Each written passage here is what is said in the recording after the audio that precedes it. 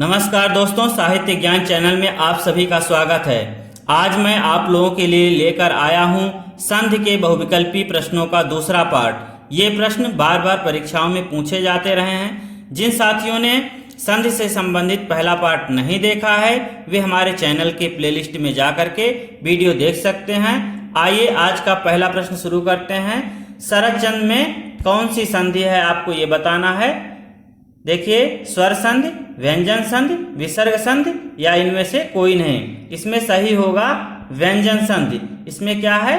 व्यंजन संधि। अगर हम शरत चंद्र का संधि विच्छेद करते हैं तो क्या होता है? शरत धन चंद्र बराबर शरत चंद्र। ठीक, शरत चंद्र। तो इसमें क्या हो रहा है? ता क्या हो रहा है? चा के रूप में परिवर्तित हो जा रहा है। जब आपको मैंने नियम बताया था उसमें बताया था कि ता संबंधी नियम में अगर ता के बाद च या छ आए तो तब चा को प्रमुखता दी जाती है और यहाँ पर क्या हो जाएगा? च ता जो है वो च के रूप में परिवर्तित हो जाएगा और हो जाएगा ये शरत चंद्र। इसलिए यहाँ पर व्यंजन संधि है। अगला प्रश्न देखिए, गायक शब्द में कौन सी संधि है? गायक में गुण संधि है, यण है, अयादि है या वृद्धि? तो गायक में होगा अयादि। गय धन अकह बराबर गायकः या गय धन अक बराबर गायक। हिंदी में गय धन अक होगा बराबर गायक। तो इसमें कौन सा नियम लागू हो रहा है? अय का आय हो जाता है, अय का आय। तो यहां पर हो जाएगा अयादि संधि। अगला देखिए प्रश्न नंबर 53वां।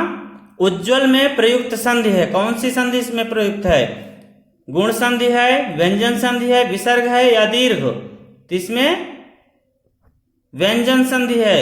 उत धन ज्वल बराबर उज्ज्वल। उत प्लस ज्वल बराबर उज्ज्वल। ठीक, इसमें हो जाएगा आपका व्यंजन संधि। अगला प्रश्न देखिए, तल्लीन शब्द में सही उपसर्ग का विच्छेद करना है आपको। इसमें उस उपसर्ग अलग करना है तल्लीन में। तो कौन सा हो जाएगा? तल धन लीन, तद धन लीन या तत धन लीन या तत धन लीन। ये तत धन लीन जिसमें इसमें हलंत लगा हुआ है ये सही है। इसमें उपसर्ग क्या है? तत और प्लस लीन। तो इसमें डी ऑप्शन सही है। अगला प्रश्न देखिए, प्रश्न नंबर 55। अन्वेषण का शुद्ध संधि विच्छेद क्या होगा? अन्वेष धन ड़, अन्वेधन षण, अनुधन वेषण, अनुधन एषण। तो इसमें कौन सा सही है? अनुधन एषण बराबर अन्वेषण। इसमें क्या हो रहा है? ऊ के बाद अगर इससे अलग आए तो क्या हो जाता है? ऊ का वा के रूप में परिवर्तित हो जाता है। आपको यण संधि जब पढ़ा रहे थे तो उसमें पढ़ाया गया था ई का या, ऊ का वा, री का रा हो जाता है। तो यहां पर क्या हो जाएगा? ऊ का वा के रूप में परिवर्तित हो जाता है। ऊ यहां पर वा के रूप में परिवर्तित हो गया। और ये भी नियम आपको बताए थे, जिसमें भी या के साथ, वा के साथ और रा के साथ आधा शब्द आए तो आप इसको पकड़ लीजिए कि ये क्या है? यण संधि है। और यहाँ पर यण संधि होगी और अनुधन एषण बराबर अन्वेषण, ये सही होगा। अगला देखिए, यण संधि का संबंध किस संधि से है? आपको यण संधि का संबंध बताना है। किससे है? व्यंजन संधि से है, विसर्ग संधि से है, स्वर संधि से है या दीर्घ संधि से है? तो यण संधि किसमें आती है? किसके अंतर्गत आती है? स्वर संधि के अंतर्गत आती है। स्वर संधि के जो 5 भेद हैं उसमें यण संधि भी है। ठीक, अगला प्रश्न देखिए, नवोढ़ा। नवोढ़ा का संधि विच्छेद है। नवधन ऊढ़ा, नवोधन ढ, नवधन ऊढ़ा, नाधन ओढ़ा। तो इसमें कौन सा ऑप्शन सही है? सी ऑप्शन सही है। नवधन ऊढ़ा बराबर नवोढ़ा। आ के बाद ऊ आए तो ओ हो जाता है। गुण संधि का नियम, आ के बाद अगर ऊ आता है, ऊ या ऊ आए, ठीक, तो क्या हो जाता है? ओ हो जाता है। तो यहां पर गुण संधि का नियम लागू होगा। अगला प्रश्न देखिए, जगन्नाथ शब्द में सही संधि है। आपको जगन्नाथ में संधि बताना है कौन सी है? स्वर संधि है, विसर्ग है, व्यंजन है कि इनमें से कोई नहीं है? कौन सा सही है? इसमें व्यंजन संधि होगी। कैसे? जगत धन नाथ बराबर जगन्नाथ इसमें होगा। जगत प्लस नाथ बराबर जगन्नाथ। इसमें नियम क्या होगा, अगर प्रथम वर्ग के बाद क्या होता है, उसी वर्ग का अंतिम वर्ण आता है, अनुनासिक वर्ण आता है, तो ता क्या हो जाता है, ता अनुनासिक वर्ण के रूप में परिवर्तित हो जाता है। तो यहाँ पर ता क्या हो जाएगा, अनुनासिक के रूप में परिवर्तित हो जाएगा और हलंत लगे होने के कारण ये आधना के रूप में परिवर्तित हो जाएगा और इस प्रकार से ये जगन्नाथ हो जाएगा। अगला प्रश्न देखिए, व्याप्त में संधि है, व्याप्त में संधि बताइए, गुण संधि है, दीर्घ संधि है, यण संधि है, अयादि है। इस प्रकार के प्रश्न बार बार पूछे जाते हैं, ध्यान दीजिए। गुण संधि, दीर्घ, यण, अयादि, बी धन आपति बराबर व्याप्ति, कौन सा हो जाएगा, यण संधि होगी। कैसे, बी धन आपति, ई क्या होगी, ई यहां पर या के रूप में परिवर्तित हो जाएगी, ठीक, तो यहां पर हो जाएगा यण संधि। अगला देखिए, महाधन उदय बराबर, महाधन उदय बराबर महोदय, आ के बाद उ आए तो ओ हो जाता है, इसमें कौन सही हो जाएगा, ए ऑप्शन सही हो जाएगा। आ के बाद आ या आ आए, उसके बाद क्या आए, आ के बाद उ आए तो क्या हो जाएगा, ओ हो जाएगा, तो ये सही हो जाएगा। अगला देखिए 61वां प्रश्न, सद्भावना का संधि विच्छेद क्या होगा, साधन भावना, साधन, सद्भावना, सदधन भावना, सतधन भावना, तो यहां पर कौन सा सही है, इसमें सतधन भावना बराबर सद्भावना सही है। इसमें कौन सी संधि है, इसमें व्यंजन संधि है, ठीक। अगला प्रश्न देखिए 62वां प्रश्न, वृक्ष, वृक्षछाया, वृक्षछाया का संधि विच्छेद होगा, वृक्ष धन छाया, वृक्ष धन छाया, वृक्षस, वृक्षच छाया, वृक्ष छाया, तो इसमें सही कौन सा है, डी ऑप्शन सही है, वृक्ष छाया। इसमें क्या हो जाएगा, अगर छ के पहले चाहे ह्रस्व स्वर आए या दीर्घ स्वर आए तो क्या करता है, छ क्या करता है, वो अपने पहले उसमें छ के पहले चा लग जाता है। यहां पर देखिए ये छ, इसमें आ है, इसमें आ है, तो ये क्या हुआ, स्वर हुआ। स्वर में कहा, इसमें नियम क्या है, छ के पहले, इस छ के पहले अगर चाहे ह्रस्व स्वर आए या दीर्घ स्वर आए, तो ये क्या है, ह्रस्व स्वर है और ये छ के पहले आ रहा है, तो इसमें क्या होगा, अब ये छ का रूप जब परिवर्तित होगा तो छ के पहले च लग जाएगा, तो इस नियम से यहां पर वृक्ष छाया हो जाएगा, ठीक, और ये ऑप्शन डी इसका सही हो जाएगा।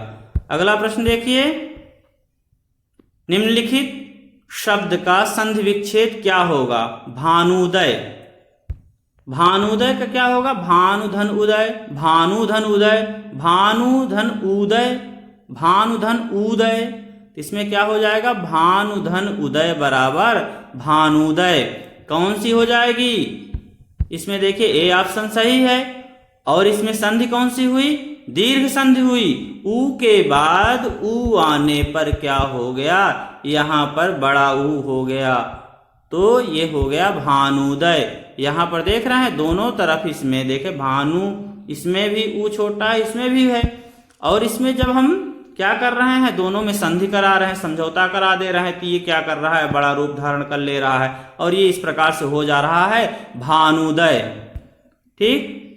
अगला देखिए, निर्गुण का संधि विच्छेद होगा, क्या होगा, निर्गुण शब्द का संधि विच्छेद, निर्धन गुण, निधन गुण, निधन गुण, निर्धन गुण, तो इसमें सी ऑप्शन सही है, निधन गुण बराबर निर्गुण होता है। यहां पर क्या होगा, रा संबंधी नियम लागू होगा।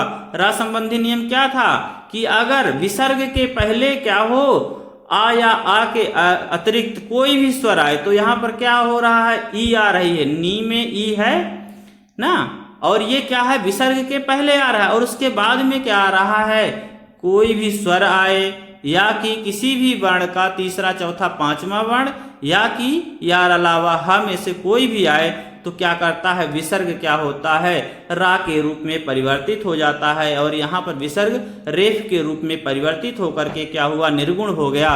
अगला प्रश्न देखिए, किस शब्द में गुण संधि है, आपको गुण संधि इसमें पहचानना है।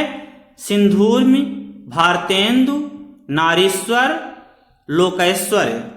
तो आपको मैंने बताया था पहचानने का, गुण संधि को पहचानने का बहुत ही आसान तरीका बताया था। जल्दी से आप कमेंट करिए कौन सा हो सकता है।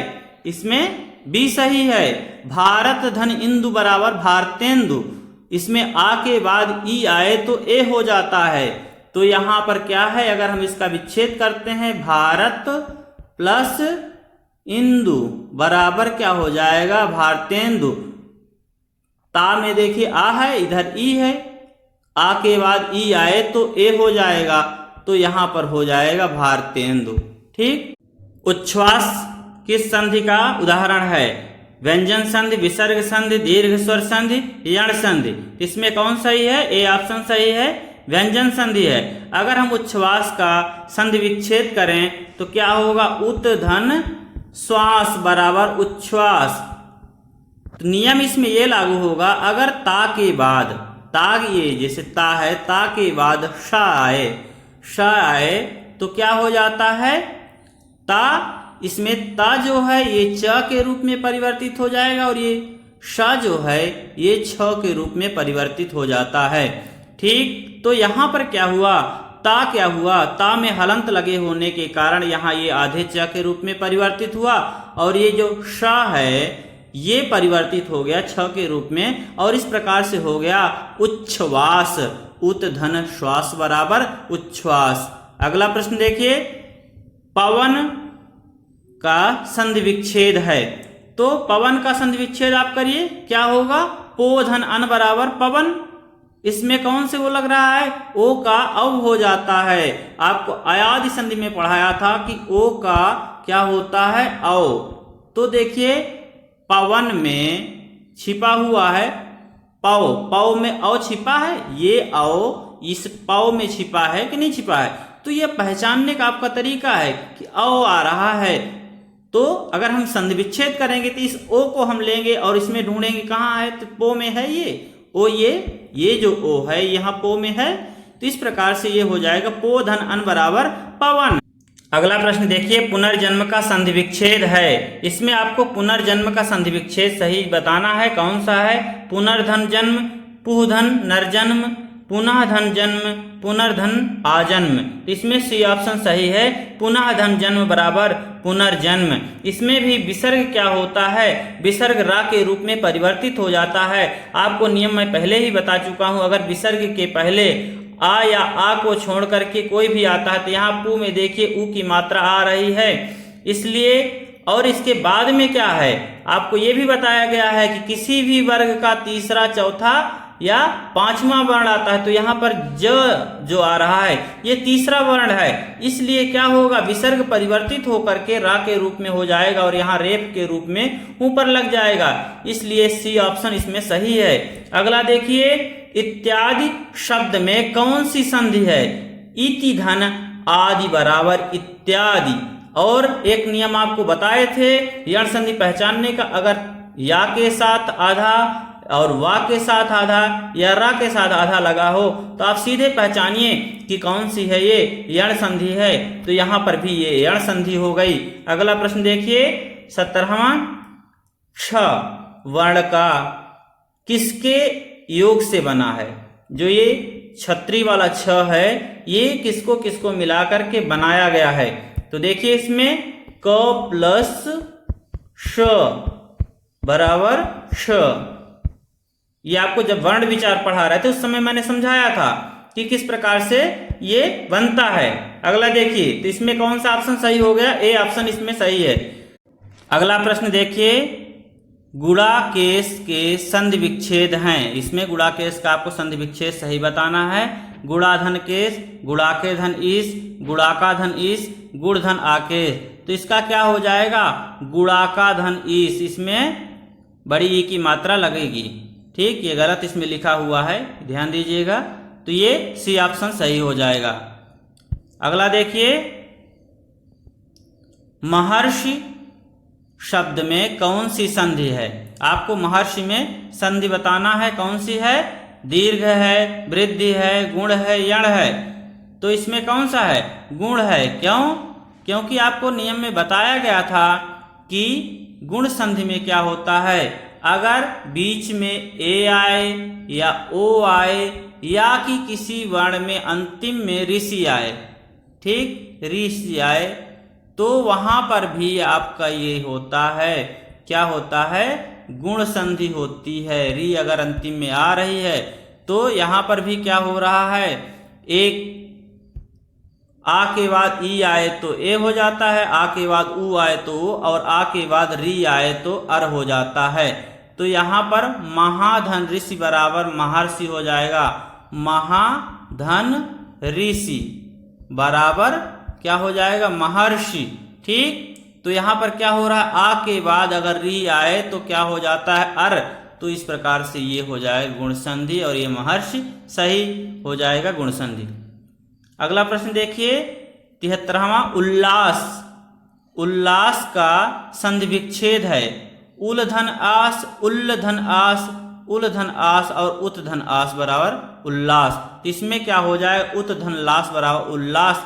यहाँ पर क्या हो जाएगा, ता संबंधी नियम, अगर ता के बाद ला आता है तो क्या हो जाता है, ये जो त है ये ल के रूप में परिवर्तित हो जाएगा, और यहाँ पर त में हलंत लगे होने के कारण ये आधे ल का रूप धारण कर लेगा और इस प्रकार से हो जाएगा उत्धन लास बराबर उल्लास। अगला प्रश्न देखिए, प्रश्न नंबर 74, यशः धन दा बराबर क्या होगा, यशः धन दा का संधि युक्त पद कौन सा है, जसोदा, यशोदा, यशुदा, यशः दा। तो इसमें सही कौन सा है, बी ऑप्शन सही है, यशोदा। यशः धन दा बराबर यशोदा। यहाँ पर जो विसर्ग है वो क्या हो रहा है, ओ के रूप में परिवर्तित हो जा रहा है। और इसमें नियम क्या है, अगर विसर्ग के पहले आ आए, आया आए और उसके बाद में क्या हो, किसी भी वर्ग का तीसरा, चौथा या पांचवा वर्ण आए तो क्या होता है, विसर्ग ओ के रूप में परिवर्तित हो जाता है। और यहाँ पर क्या हो रहा है, विसर्ग के पहले क्या हो रहा है, आ रहा है शा में, शा में जो ये शा है इसमें अ है, और विसर्ग के बाद क्या हो रहा है, द आ रहा तीसरा वर्ण है, इसलिए यहाँ पर ये परिवर्तित होकर के क्या हो जाएगा, ओ के रूप में परिवर्तित हो जाएगा और इस प्रकार से ये यशोदा हो जाएगा। सर्वांगीण का संधि विच्छेद है सर्वधन अंगीण, सर्वधन अंगीन, सर्वाधन गीण, सर्वाधन अंगीन। इसमें सही कौन सा है, बी ऑप्शन सही है, सर्वधन अंगीन बराबर सर्वांगीण। यहाँ पर ना क्या होता है, ला के रूप में परिवर्तित हो जाएगा। कैसे, अगर ना के पहले क्या होता है, री आए या रा आए या कि शा आए तो क्या होता है, ये ना ड़ा के रूप में परिवर्तित हो जाता है और इस प्रकार से यहाँ सर्वांगीण हो जाएगा और ये बी ऑप्शन सही होगा। अगला प्रश्न देखिए, दृगंचल शब्द का सही संधि विच्छेद है दृग्धन अंचल, दृगंधन अचल, दृग्धन अंचल, दृग्धन अंचल।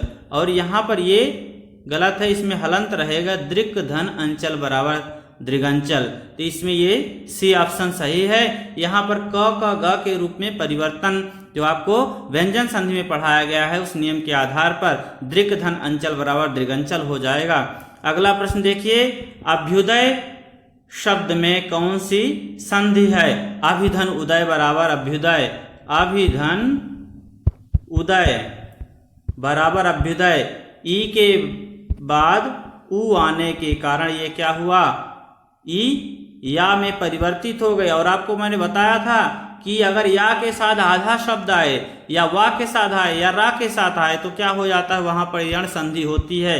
तो इसमें कौन सा ऑप्शन सही है, सी ऑप्शन सही है, यण संधि हो जाएगी। अगला प्रश्न देखिए 78 प्रश्न, उच्छिष्ट का शुद्ध संधि विच्छेद है उत्धन शिष्ट, उत्धन शिष्ट, इसमें हलंत लगा हुआ है ध्यान दीजिएगा, और उत्धन शिष्ट और उत्धन उधन शिष्ट। तो इसमें बी ऑप्शन सही है, उत्धन शिष्ट बराबर उच्छिष्ट।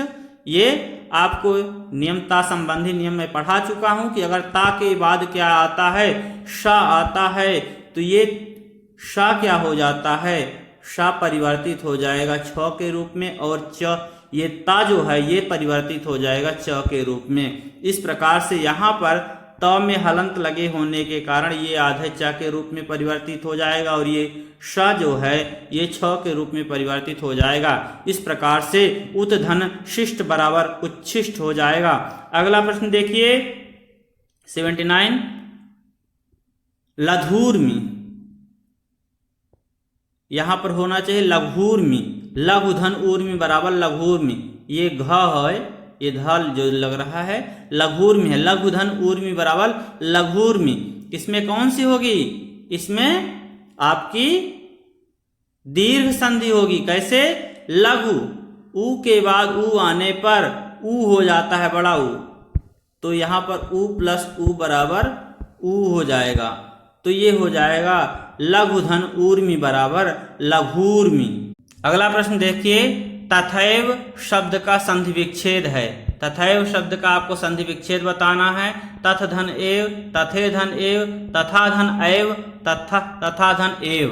इसमें कौन सही है, तथा धन एव, ये सही है। तथा धन एव बराबर तथैव। यहाँ पर क्या हो रहा है, आ के बाद क्या हो रहा है, ए आ रहा है ना, तो यहाँ पर आ के बाद ए आए तो क्या हो जाता है, अय हो जाता है। इस प्रकार से यहाँ तथैव हो जाए, कौन सी संधि होगी, वृद्धि संधि होगी। और वृद्धि संधि को पहचानने का आपको नियम एक बहुत ही आसान मैंने बताया था कि जिसमें भी बीच में दो मात्राएं आए या क्या आए, अय की मात्रा या औ की मात्रा आए, उसे आप मान लीजिएगा कि ये क्या है, वृद्धि संधि है। इसलिए तथैव में क्या है, वृद्धि संधि है और तथा धन एव इसमें सही है।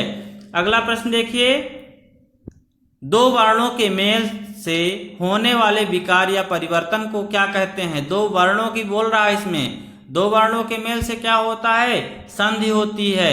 अगर दो शब्दों का मेल होता तो वो समास हो जाता, लेकिन यहाँ पर दो वर्णों के मेल से होने वाले विकार या परिवर्तन को क्या कहेंगे, संधि कहेंगे। अगला प्रश्न देखिए 82 प्रश्न, सत्याग्रह का सही संधि विच्छेद क्या है। सत्याधन ग्रह, सतधन आग्रह, सत्य धन ग्रह बराबर सत्याग्रह।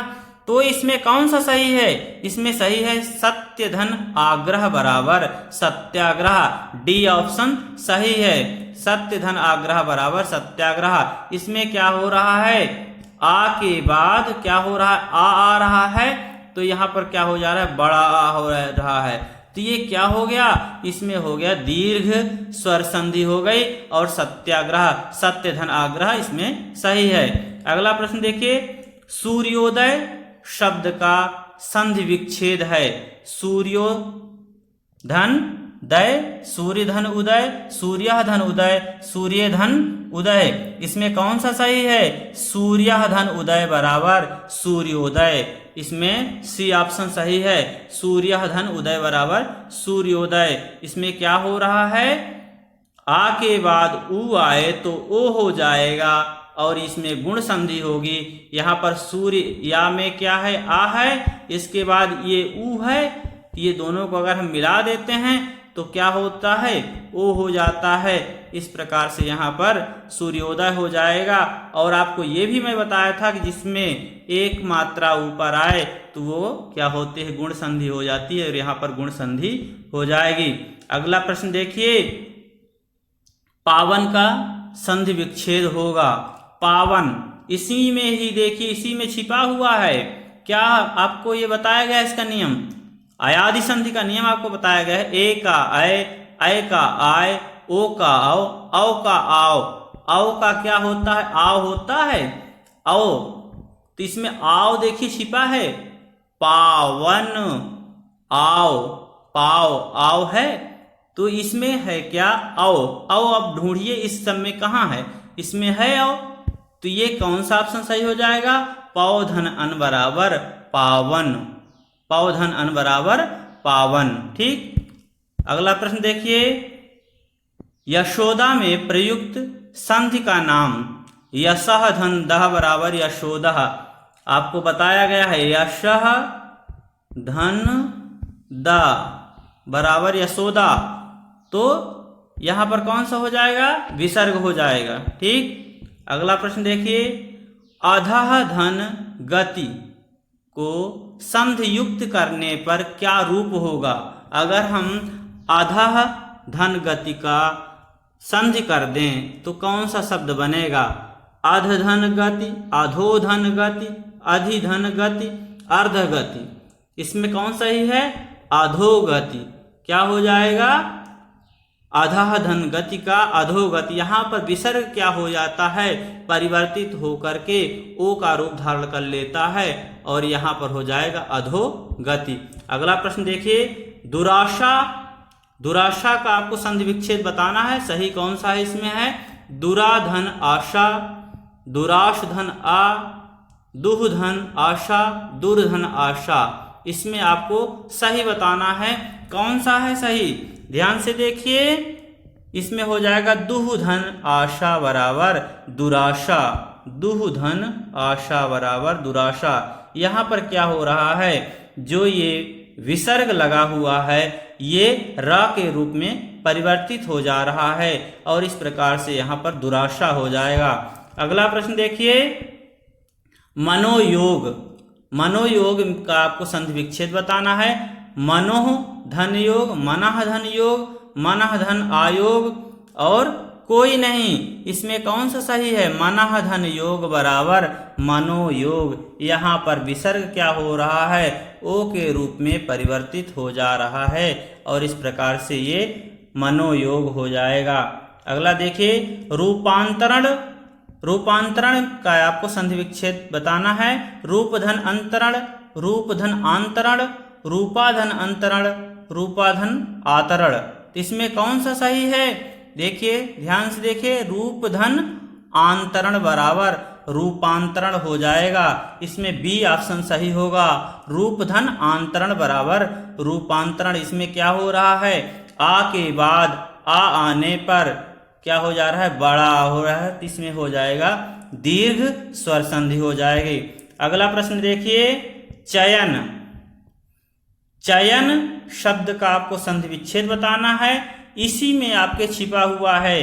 अगर चयन को आप सही से देखिए, ध्यान से अगर चयन को आप देखिए, इसी में आपको मिल जाएगा कि इसमें है कौन सी, संधि कौन सी है और इसका विच्छेद कैसे होगा। तो इसमें देखिए, अय कहीं छिपा हुआ है। ए का अय होता है, ए का अय का आय, तो इसमें अय छिपा हुआ है। तो अब इसमें देखिए कि आपके विच्छेद में कहाँ ए आ रहा है। तो चे धन अन बराबर चयन, तो यहाँ पर ये सही है और इसमें ऑप्शन सी सही होगा जाएगा, चे धन अन बराबर चयन। ठीक। अगला देखिए, मुनीश्वर। पहला देखिए मुनिधन ईश्वर, फिर दूसरा मुनिधन स्वर, तीसरा मुनिधन ईश्वर और चौथा है मुनिधन ईश्वर। इसमें कौन सही है? मुनिधन ईश्वर बराबर मुनीश्वर। इसमें क्या है? नी में ई है और इधर भी ई है, तो क्या हो जा रहा है? बड़ी ई हो जा रही है। तो यहाँ पर क्या हुआ? बड़ी ई के रूप में परिवर्तित हो जा रहा है और मुनिधन ईश्वर बराबर मुनीश्वर हो जाएगा। इसमें ई डी ऑप्शन सही हो जाएगा। अगला प्रश्न देखिए, राकेश। राकेश का संधि विच्छेद आपको बताना है। पहला देखिए, राकाधन ईश, राकधन ईश, राकधन एस, राधन केस। तो इसमें कौन सा सही है? राकाधन ईश बराबर राकेश। इसमें क्या हो रहा है? आ के बाद यहाँ पर बड़ा आ है, ये क में आ छिपा है ना ये, और इसके बाद क्या आ रहा है? ई आ रही है। तो आ के बाद ई आए तो क्या हो जाता है? ए हो जाता है और इस प्रकार से यहाँ पर राकेश हो जाएगा, गुण संधि हो जाएगी। राकाधन ईश बराबर राकेश। अगला देखिए, सायक। सायक का आपको संधि विच्छेद बताना है। से धन अक, सै धन अक, साधन यक, साय धन क। तो इसमें कौन सा सही है? सै धन अक बराबर सायक। आपको नियम जब बताया गया था अयादि का कि ए का अय का आय और ओ का औ का औ हो जाता है, तो यहाँ पर क्या हो रहा है? ए का अय का आय, तो अय का क्या है? आय। यहाँ पर आय छिपा हुआ है, तो इसमें क्या हुआ? सै धन अक बराबर सायक। यहाँ पर अय का आय हो गया, इसलिए यहाँ पर अय ये हो जाएगा और अक हो जाएगा, तो सै धन अक बराबर सायक। ठीक, बी ऑप्शन इसमें सही होगा। अगला देखिए, सत्यार्थी। सत्यार्थी का आपको संधि विच्छेद सही बताना है। सत्य धन अर्थी बराबर सत्यार्थी होगा कि सत्याधन अर्थी बराबर सत्यार्थी होगा कि शतधन अर्थी बराबर सत्यार्थी, या कोई नहीं इसमें से। इसमें सही कौन सा है? सत्य धन अर्थी बराबर सत्यार्थी, ये हो जाएगा। ए ऑप्शन सही है। आ के बाद आ आने के कारण क्या हो रहा है? बड़ा आ। इसमें देखिए जो ये या है, या में क्या है? या में आ है, और इधर भी आ है, इधर भी है, और ये दोनों आप मिलकर के क्या हो गए? बड़ा आ का रूप परिवर्तित कर लिए। और इसमें या में क्या है? बड़ा आ है। तो इस प्रकार से यहाँ पर दीर्घ स्वर संधि हुई और सत्य धन अर्थी बराबर सत्यार्थी, ये सही हो गया। ठीक। गंगोर्मी को देखिए, गंगोर्मी में क्या होगा? चारों ऑप्शन देखिए, गंगोधन ऊर्मी, गंगाधन ऊर्मी और गंगाधन उर्मी, गंगाधन ओर्मी। इसमें बी ऑप्शन सही है, गंगाधन ऊर्मी बराबर गंगोर्मी। हो इसमें किस प्रकार से रहा? देखिए बदल किस प्रकार से रहा? आ के बाद ऊ आए तो ओ, तो यहाँ पर ग में अ है और इधर ऊ है, ये ऊ। तो आ के बाद ऊ आए तो क्या हो जाएगा? ओ हो जाएगा। इस प्रकार से यहाँ गंगाधन ऊर्मी बराबर गंगोर्मी, और बी ऑप्शन इसमें सही होगा। अगला प्रश्न देखिए, प्रत्येक, प्रत्येक का आपको सही संधि विच्छेद बताना है। देखिए चारों ऑप्शन देखिए, प्राधन तेक बराबर प्रत्येक, प्रतधन एक, प्रतिधन एक, प्रत्यधन एक। तो प्रतिधन एक बराबर प्रत्येक हो जाएगा। ई के बाद ए आने के कारण यहाँ पर ई क्या होगी? या के रूप में परिवर्तित हो जाएगी, और ये हो जाएगा प्रतिधन एक बराबर प्रत्येक। क्या हो जाएगा? प्रत्येक। तो यहाँ ई क्या है? या के रूप में परिवर्तित हो जाएगी। और ये आपको एकदम पहचानने का आसान तरीका बताया था मैं कि या के साथ अगर आधा शब्द आए तो आप पहचान जाइए कि यण संधि होगी उसमें। तो यहाँ पर क्या है? यण संधि है। अगला प्रश्न देखिए, मदनोत्सव, इसका सही संधि विच्छेद आपको बताना है। मदन धन उत्सव, मदनोधन उत्सव, मदधनोत्सव, मदन धन उत्सव। इसमें कौन सा सही है? देखिए मदन धन उत्सव बराबर मदनोत्सव, ए ऑप्शन इसमें सही है। यहाँ पर क्या हो रहा है? आ के बाद ऊ आने के कारण यहाँ ना में आ है, और इसके बाद क्या आ रहा है? ऊ आ रहा है, इसलिए ये ओ के रूप में परिवर्तित हो जा रहा है, और यहाँ हो जाएगा मदनोत्सव, मदन धन उत्सव बराबर मदनोत्सव, ए ऑप्शन इसमें सही हो जाएगा। अगला प्रश्न देखिए, प्रश्नोत्तर। तो इसमें भी यही नियम लागू होगा, प्रश्न धन उत्तर बराबर प्रश्नोत्तर हो जाएगा। तो इसमें कौन सा ऑप्शन सही हो जाएगा? इसमें ऑप्शन बी सही हो जाएगा, प्रश्न धन उत्तर बराबर प्रश्नोत्तर। और यहाँ पर आ के बाद क्या हो रहा है? ऊ आ रहा है, इसलिए ये ओ के रूप में परिवर्तित हो जा रहा है। अगला प्रश्न देखिए, कठोपनिषद। इसमें चारों ऑप्शन देखिए, कठोधन उपनिषद, कठोपधन निषद, कठधन उपनिषद, कठुधन उपनिषद। इसमें सही कौन सा है? कठधन उपनिषद बराबर कठोपनिषद। और इसमें ठ में क्या है? आ है, और इधर ऊ है। तो आ के बाद ऊ आए तो क्या हो जाता है? ओ हो जाता है। ये आपको गुण संधि में नियम समझाया गया है। तो यहाँ पर क्या हो जाएगा? गुण संधि हो जाएगी, और ये सी ऑप्शन सही हो जाएगा। और गुण संधि आपको पहचानने का सबसे आसान तरीका मैंने बताया था कि जहाँ पर ए की मात्रा या ओ की मात्रा बीच में आए, जहाँ पर क्या हो? संधि हो रही हो, जहाँ पर शब्द का मेल हो रहा है, अगर वहाँ पर ये मात्राएं अगर आती हैं तो आप लगाइए कि ये गुण संधि है। इस प्रकार से कठोपनिषद में क्या हो जाएगा? गुण संधि हो जाएगी। अगला प्रश्न और अंतिम प्रश्न देखिए, तथैव। तथैव में आपको ये बताना है इसमें कौन सा इसका सही संधि विच्छेद है। तथा धन एव, तथा धन अएव, तथ धन एव, तथा तथ धन अएव। इसमें कौन सा सही है? इसमें ए ऑप्शन सही है, तथा धन एव बराबर तथैव। आ के बाद ए आने पर अय हो जाता है। तो इसका नियम जो आपको बताया गया है, आ के बाद अगर ए आए तो क्या हो जाएगा? अय हो जाएगा। तो यहाँ पर क्या है? अय हो जा रहा है। कौन सी संधि? वृद्धि संधि का नियम आप याद करिए। अगर आ के बाद आ या आ के बाद ए या ऐ आए तो ऐ हो जाता है, आ के बाद ओ या औ आए तो औ हो जाता है। और एक आपको आसान तरीका बताए थे हम कि अगर जहां पर संधि हो रही वहां दो मात्राएं आए, वो चाहे ऐ की हो या औ की हो, तो आप उसको मान लीजिए कि ये वृद्धि स्वर संधि है। साथियों, आज की क्लास यहीं पर समाप्त होती है। 100 प्रश्नों की श्रृंखला में कल प्रथम पार्ट में अर्थात पिछली क्लास में प्रथम पार्ट में 50 प्रश्न आपको बताए गए थे और आज ये दूसरे पार्ट में भी आपको 50 प्रश्नों को बताया गया। आपको अगर ये वीडियो अच्छा लगा हो तो चैनल को सब्सक्राइब करें और साथ ही साथ इस वीडियो को लाइक करें और अपने साथियों के बीच में शेयर करें। धन्यवाद।